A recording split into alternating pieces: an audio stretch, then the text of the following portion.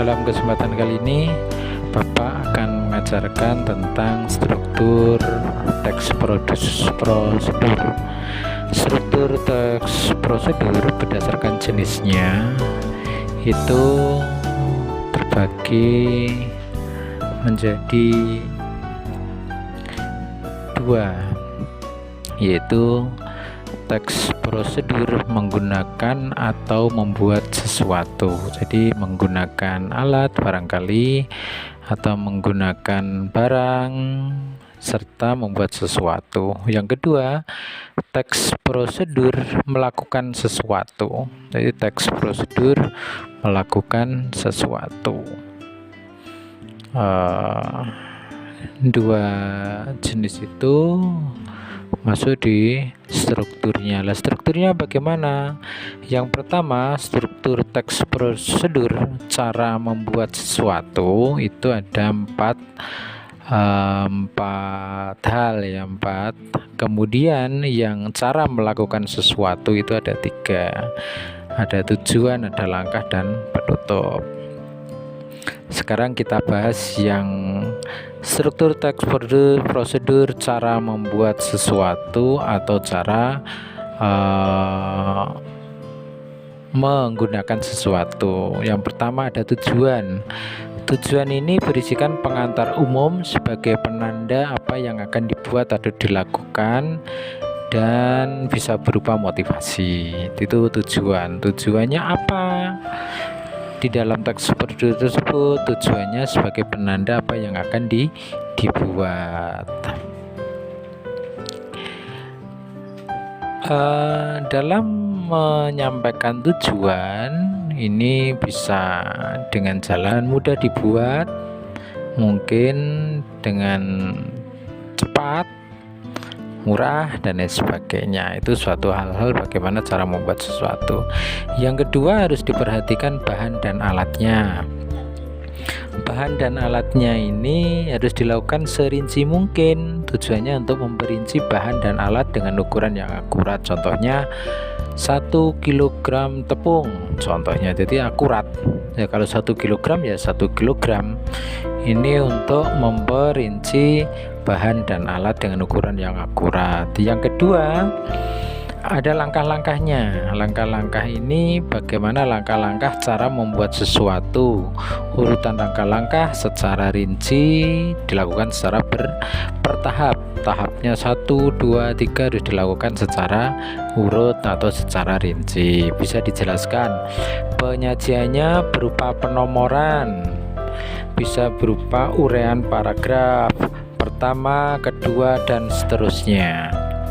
Ini untuk langkah-langkahnya. Jadi bisa penomoran, bisa uraian paragraf, misalkan pertama, kedua, dan seterusnya. Yang kedua, kalimat bisa berupa kalimat-kalimat perintah, kalimat saran juga bisa. Itu merupakan langkah-langkah urutan secara rinci. Yang kedua, bagian penutup. Bagian penutup ini isinya penekanan pada mungkin dari keuntungannya, mungkin dari kesimpulan dari langkah-langkah itu. Bisa juga ucapan selamat. Ini sangat opsional, bisa dilakukan dan bisa tidak. Yang jelas ada 4 struktur teks prosedur cara membuat sesuatu atau cara menggunakan sesuatu atau cara memainkan sesuatu. Ada 4, ada tujuan, bahan dan alat, langkah, dan penutup. Berikut contoh teks prosedur. Ini cara membuat bubur. Nah, ini cara membuat bubur Manado. Tujuannya apa? Contohnya misalkan aja tujuannya untuk menu sarapan super sehat dan kaya serat, yaitu tujuannya memberikan sarapan atau tujuannya untuk sarapan yang kaya akan serat dan sehat. Ini tujuannya itu.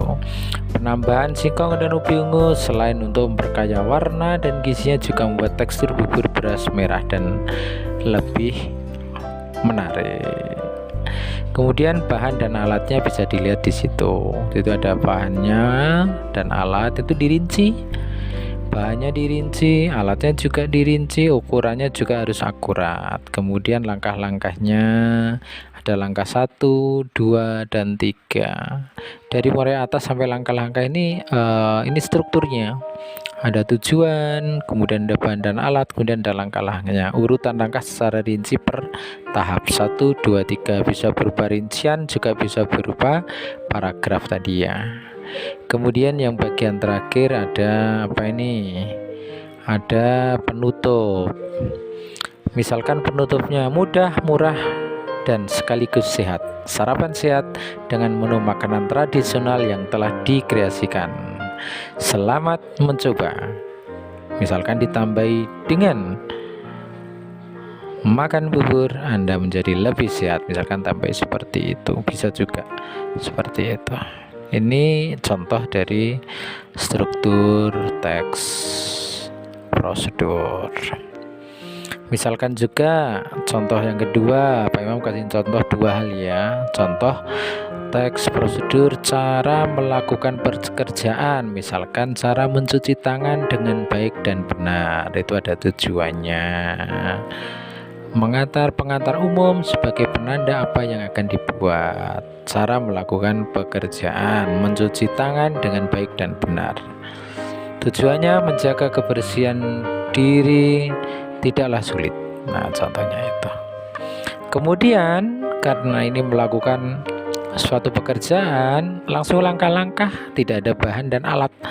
Langkah-langkahnya 1, 2, 3, 4, 5, 6, berisi urutan langkah secara rinci dan jelas baik segi dari kebahasaan. Itu langkah-langkahnya seperti itu. Kemudian ya bagian terakhir itu ada penutup.